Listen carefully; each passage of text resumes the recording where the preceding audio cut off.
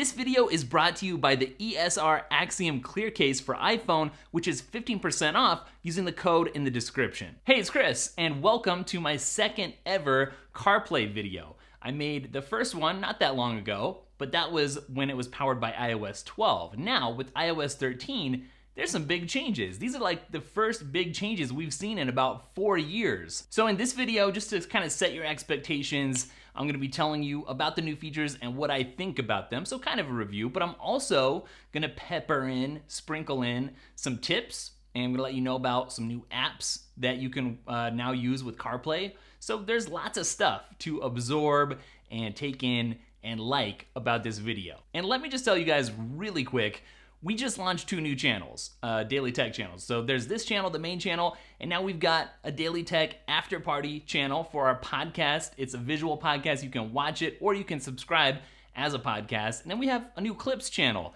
So all the best clips from this, the main channel, and the podcast clips are all gonna live on that clips channel. Some people have already been subscribing because we kind of announced it under the radar. And this is your chance, the first big chance to get in before there are even 1,000 subscribers on either channel. So check it out, I'll link them up down in the description. Just as kind of a preface though to getting into this video, can I just say, I love CarPlay. It's one of my favorite things that Apple makes. And it's not like as flashy as an Apple Watch or an iPad or a Mac or something, but yet it's something that I use and like to use and kind of rely on every single day, CarPlay. So it's really underrated, and I feel like it needs some more attention, and so that's why I really wanted to make this video and get you guys excited about it too. Seriously, like if my car didn't have CarPlay, and I didn't have it until like a year ago, not even a year ago, I would like it about 50% less. That's how big of a deal CarPlay really has become to me. Well, let's start this off with a couple of tips. How about that? Tip number 1, go check out my last CarPlay video if you haven't seen it already because it has a lot more tips than this video. Tip number 2, there are 2 cool new apps that I want to tell you about that now have CarPlay support. Number 1 is an app called Libby, a library app that lets you rent free audiobooks, and you can listen to those on your phone or whatever, but now it works with CarPlay. So if you are not having the budget or just don't want to spend money to buy or use something like Audible to purchase or rent audiobooks, now you can get them for free using Libby, which is very awesome. So those long trips are about to be less boring, for instance, or you can cram in some new knowledge on your commute. Libby, check that out. Also, if you're a Spotify user, you're gonna like this. Spotify Stations now has CarPlay support, and what it is basically Spotify's version, their take on Pandora. So if you're a Spotify user and you want some kickback radio that you don't have to get really involved in, just chooses for you, hopefully chooses well, then Spotify Stations is now here. All right, let's get into the new features, starting with, and this is my favorite of everything, I kind of have these in order, the new dashboard look. So it's kind of like the new home screen, and basically what it does is gives you some widgets. What you can now do, and Android Auto kind of had this before, but you can look at the map on half of the screen, and you can't change these, it's just kind of set. Map on half the screen, only Apple Maps for now, maybe third parties later. And then on the right, you can control and see what's playing right now. So the now playing, you get the controls for that. Also, above that, you're gonna get access to your turn-by-turn directions, or maybe your favorites. Like if you're using the new collections or favorites in Apple Maps and iOS 13, you're gonna see some of those appear. Or you might also see some Siri suggestions, which is very cool right there on the homepage on the dashboard view. So for instance, if you're pulling up to your house, then maybe Siri's gonna suggest, if you have a HomeKit enabled garage door opener, a little link there, tap on it, open and control your garage door, that kind of stuff. Contextually relevant stuff that's just gonna appear as needed for you on the dashboard view. This is amazing. Now, the old home button on CarPlay has been replaced. The one that looked like an actual physical round home button from iPhones past, that's gone. And so now there's 2 buttons, 2 icons that kind of switch off. One is just gonna go to the app launcher, kind of the home screen like you would think. The other one, which is the same one, just click it and it changes, tap it, and you're gonna see then the dashboard view. So you can switch between those, and if you hold down that button in whatever view, you can still access Siri that way. Apple Music, on the other hand, and I just talked about some of my favorite CarPlay apps on the after party, so I'll link that particular segment up down below on the Clips channel.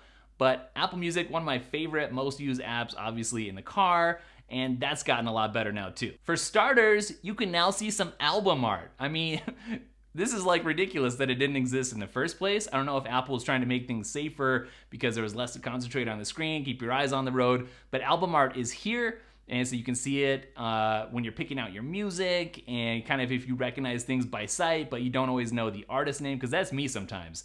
As I'm discovering new music and add it to a playlist, like I have a Chris Works playlist, and when I figure out some new chill music from one of the radio stations I've been checking out, then I'll just add it, and I don't know who the artist is, but sometimes I recognize that album art. Well, there you go. It's now really easy to sort through and pick stuff out thanks to the album art. And honestly, before it felt kind of like something was missing, because that album art is part of like the culture of whatever it is that you're listening to, you know? It's a big part of the music experience, actually. Also new in the updated Apple Music app is some dedicated tabs across the top for library, for you, browse, and radio. I had to check there.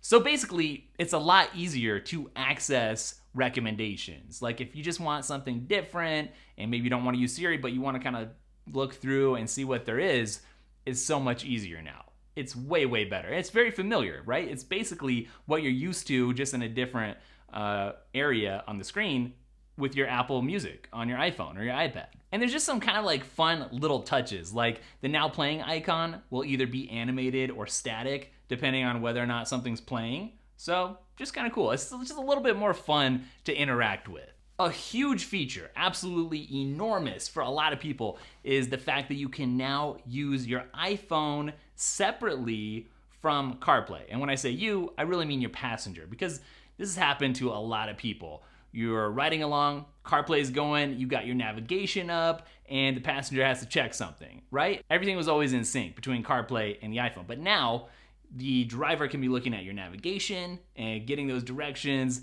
and the passenger can be doing something else. And it's not all gonna be messed up, and this is awesome. Should have existed already, but at least it's here now. Let's talk about Siri and some new Siri features, because Siri is a huge part of CarPlay, because as you're driving, you should limit your interaction with the screen. And so Siri kind of helps you do that, stay a little bit safer, and so that has improved a lot. Let's talk about it. First of all, we now have Hey Siri support. And sorry if I just activated everything, but you can now say that in the car and it will respond depending on your model, but this is a very general thing now. It's gonna work with a lot of cars, whereas before it took kind of like a hacky setup to get it going, maybe. Now it's gonna work. I've tried it, it works. This is great. Another big thing with Siri is that it now doesn't cover up the whole interface.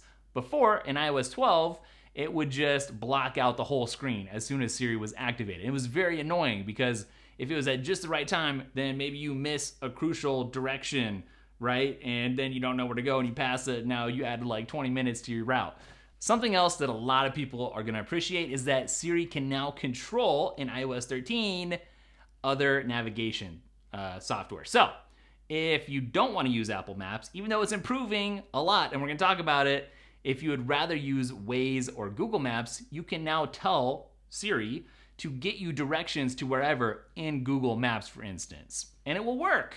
I mean, Google Maps is so much more robust still at this point, and Waze obviously can give you some stuff that neither of the other apps can give you, or even TomTom or anything else that works, like maybe where the speed traps have been cited, for instance. So I definitely understand people wanting to use these other apps, and that just got a little bit easier. If only you could use a different app for the dashboard view. I assume that's coming in the future. Let's talk about settings next, because now we have a settings icon, a settings app for CarPlay that you can access in CarPlay. So you don't even have to go through your iPhone to get a few things set up, and that's a major improvement. For starters, you can toggle some stuff when it comes to do not disturb mode, and I love this.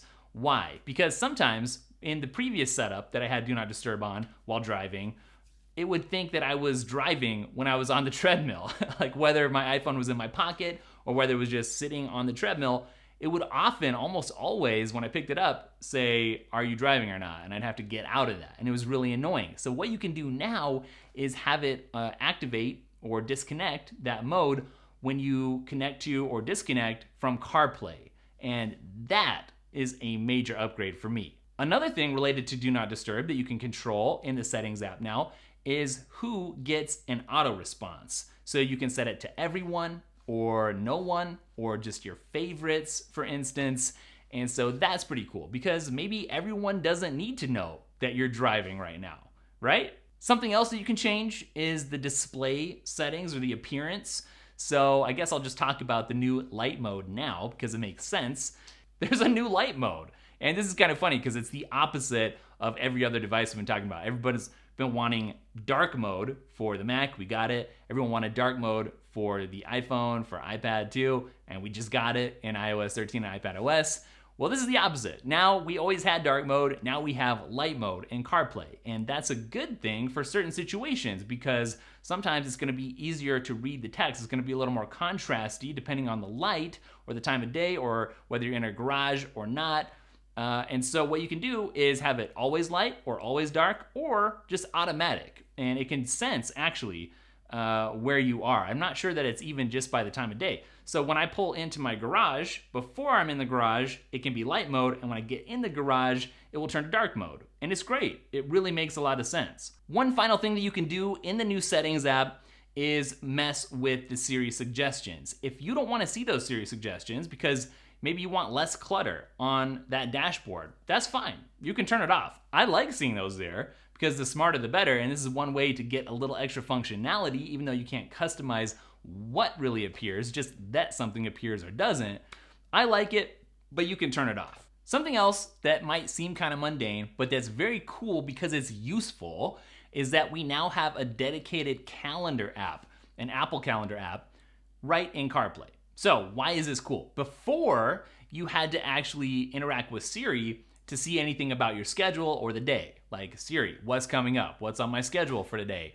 And now you can actually see with the CarPlay app what your schedule is. Now, at the same time, you're not gonna be sitting here in your car using this app to like plan out a vacation or something. Like for instance, there's not an edit button even. So it's very, very, very simplistic, but that's actually a good thing. It's more useful than you would think. And the reason why is because if you have an event coming up and you've added in the address and maybe the phone number of somebody that you're meeting, a contact, you can now do two things. You can go into that event and get directions, tap on it, it'll switch over to Apple Maps, and you're on your way to your appointment.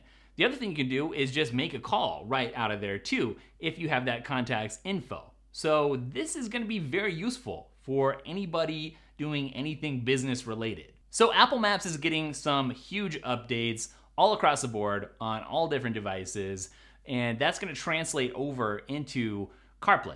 It's definitely getting better there. We're gonna see more detailed intersections, buildings, parks, so basically more detail in a lot of areas. So really playing catch up to Google Maps, honestly, in this area, but still, net overall good thing. My favorite new feature out of the new Maps update here that you can do right now is share your ETA, your estimated time of arrival, with one of your contacts. Something else that we're getting with Maps, and I could have included this in the Siri section because it's really a crossover, is better turn-by-turn directions. So instead of saying, I'm gonna butcher this, something like, in 1,000 feet, make a left, what Siri will actually do is tell you, just turn left at the next traffic light. And so obviously, this is a lot easier to understand, and it's gonna make navigating a lot better. So in Maps, in CarPlay, we now have a few more ways to search. One of those ways is to use a keyboard because, let's face it, Siri doesn't always perfectly understand you, right? And what you can do now is, if it doesn't, just go in there and type it out, which is actually pretty nice because maybe that's just gonna be the fastest thing depending on what situation you're at. Another thing that you can very easily do now is search for nearby stuff from the Maps interface. So whether that is a coffee shop or a gas station or whatever, you can search for it, see what's around, find it, go to it. The other thing you can do in Apple Maps across the board, whatever the device is add in your favorites and make some collections. I kind of mentioned this earlier, but let me go a little bit deeper right now. So maybe if you are planning a trip, you can make a collection of all the spots that you want to visit. And now you can easily access all of those spots and get right into those directions. Or if you just have some favorites, this can be really handy too, because maybe you went somewhere and you really liked it, but there's so many places that you like in your big, huge city that it's hard to remember what they all are. We'll just make a favorites list, and there they are, right in Apple Maps in CarPlay. Now here's a really cool tip that I've noticed as you're using this new interface. Maybe you could do it before, I don't know, but I found out about it right now, is you can mute Siri while you're navigating. So if you don't necessarily need the audio, the Siri directions, you just want to see the visuals for a while, maybe you're really deep in a conversation or something, and you don't want that interruption for like the next half hour or something, just mute it. And then when you're ready to get it back, unmute it with a tap. Pretty cool. Something else that's kind of a cool new feature is that the messages interface is a lot better, a lot cleaner, more useful, I think, now than it was in CarPlay. So this is basically when you're interacting with Siri and you're dictating a message, or it's reading you a message that came in. There's now some really clean circular icons in the middle there. And like I said, that new Siri interface doesn't cover up the whole screen. You'll just find that if you're using this, it's a major upgrade. It feels like an upgrade. It's kind of hard to explain, but when you're using it, I think you're gonna like it. You already know this CarPlay update looks great, but if you need a new iPhone case that also looks great, check out today's sponsor, ESR, and their Axiom Clear Case for the iPhone XR. This case is scratch resistant, shock absorbent, and has a hard PC back and soft TPU frame, which offers reinforced drop protection. Personally, I really like the AirGuard corners, which have a unique look and function, and the angular design as well, which is different than most of the cases I see. It's only $15.99 with free shipping on Amazon, and you can save 15% using the code down in the description from now until October 1st. So, just to wrap things up, I mean, this is a big update. Even though I know some of this stuff seems kind of mundane, but once you get in there and you start using it, especially if you've used CarPlay before, then your jaw's gonna drop, because this is how it should have been always, and you're really gonna like it. Now, if you want to like it even more, we've got some great accessories that you can access using the link down below, and that's over on myslicedapple.com if you've never checked it out before. Also, don't forget to check out our new channels. The Daily Tech After Party, our podcast, is visual. You can watch it, throw it on in the background while you're working, or if you just want the clips, the most interesting segments for you, you can check out the Clips channel. Don't forget to follow at DailyTekk, spelled Daily Tekk, on Instagram and Twitter, and I'll catch you in the next video. Later.